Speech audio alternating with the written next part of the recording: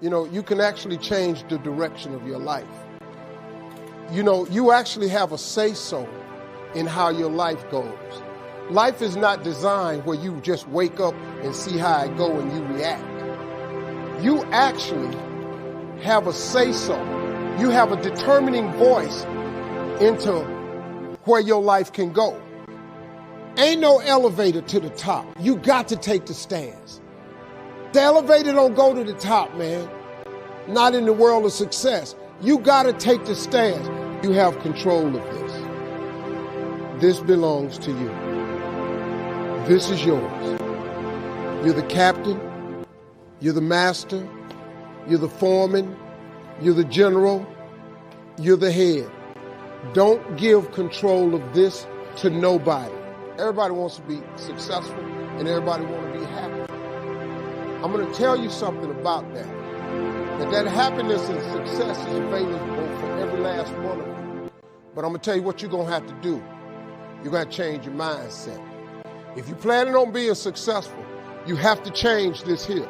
The difference between successful people and non-successful people is right here. It ain't no difference. It ain't none.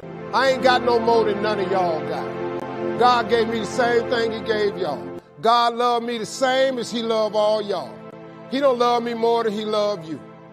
But you have got to change your mindset. You got to get funky if you want to be successful. If you think that they're going to mail this money to your house, you're dead wrong about that. If you think they're going to pave the way for you and make it easy, you're dead wrong about that. If you want to be successful, you got to change your mind.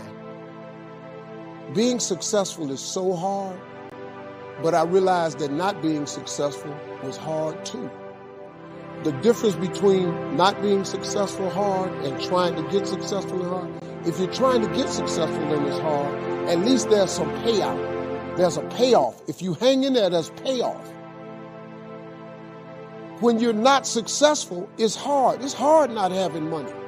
It's hard never knowing how to come up with your mortgage and your bond and your rent and your let. It's hard not knowing that. Right? How you going to feed your children? How you going to pay your bills? It's hard, ain't it? So if it's hard that way and it's hard being successful, I might as well deal with how hard it is to be successful, because at least one day that could be a payout. Get off of Instagram and Snap and get off all these blogs and get into something that can really, really move your life forward. It's really not important what the majority of people that are blogging are saying. As a matter of fact, bloggers are not relevant people, they're not shakers and movers, and they're not decision makers, and they're not power brokers. So when you spend so much time in the blog world, the Instagram world, the chat world, all of this, you're wasting valuable time.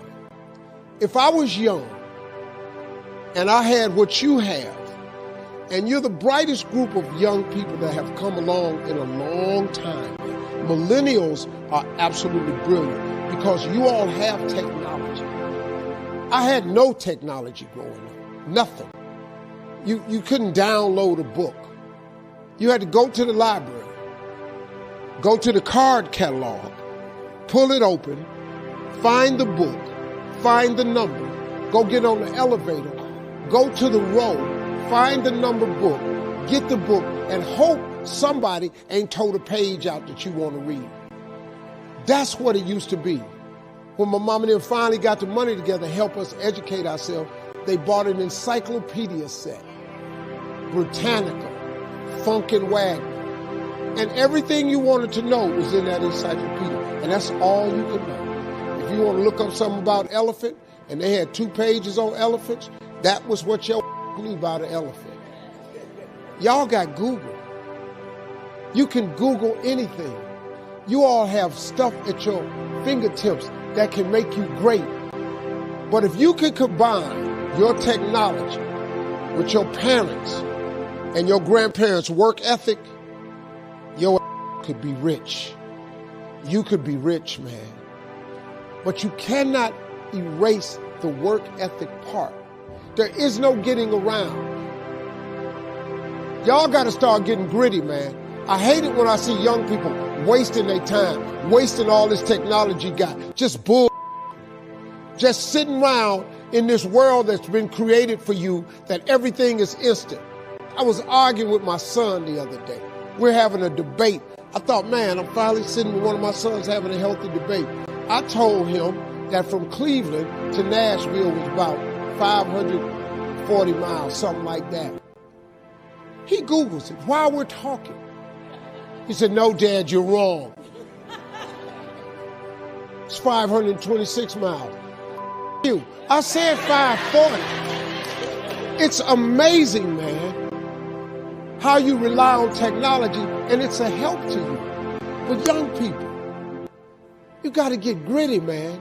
You got to develop some dog in you. You got to understand that success, you can't Google success. Go Google it. You can't Google it, man. I got something else for you. Because I've lived so long and I've been exposed to so many things. I've seen stuff hopefully you'll never see. And I've seen some things I hope one day you do see. But go Google exposure. It ain't gonna take you nowhere. I've been around the world, man, because I've traveled it. But I traveled it because I've made myself uncomfortable. I have a life of convenience now. But in order to get the life of convenience, you got to have a very uncomfortable life. You got to get comfortable being uncomfortable. Stop trying to do everything the short way. Stop trying to figure out the easy way, because the ain't gonna happen. I got news for you, man. It's not happening, young people. You got to get messed up sometime. You got to get dirty. You got to get your feelings hurt. You got to get disappointed. You got to get told no. You're going to ask somebody for some money. He going to tell you no. But at least then, when I see somebody trying and I tell them no, I try to at least give them something else. See, I'm not going to hand you a fish sandwich. I'll teach you how to fish. But I'm not giving you a fish sandwich. You can forget that. Once you get this, y'all, you can change everything. Do you understand? Negativity, let me just give you this and I'm gonna walk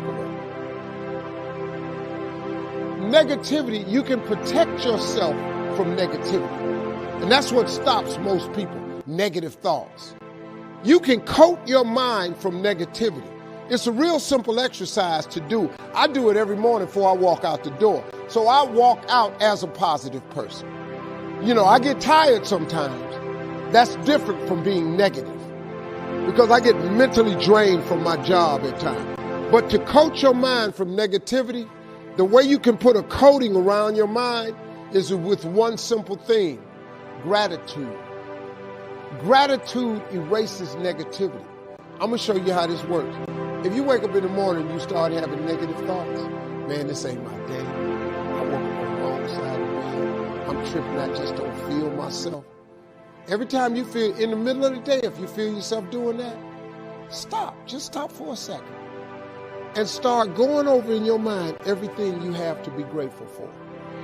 Not everything you want. Everything you already have. Because what you have is substantial. You just haven't gone over the list and taken inventory in a long time. But the fact that you can walk, that's a blessing. The fact that you woke up, that's another blessing. The fact that you can see, think, reason, that's another blessing. The fact that you can go somewhere and get yourself something to eat, that's another blessing. The fact that you can go and turn the key and call someplace home, that's another blessing. The ability to dream is a blessing. The fact that you have an opportunity to get it right is another blessing. The fact that you're beautiful, that's another blessing. The fact that you have any measure of health, that's another blessing. And I'm just talking to you, I don't even know you. I could give you 50 things you ought to be grateful for right now. I don't even know you. Start coating your mind with gratitude. It'll change everything for you.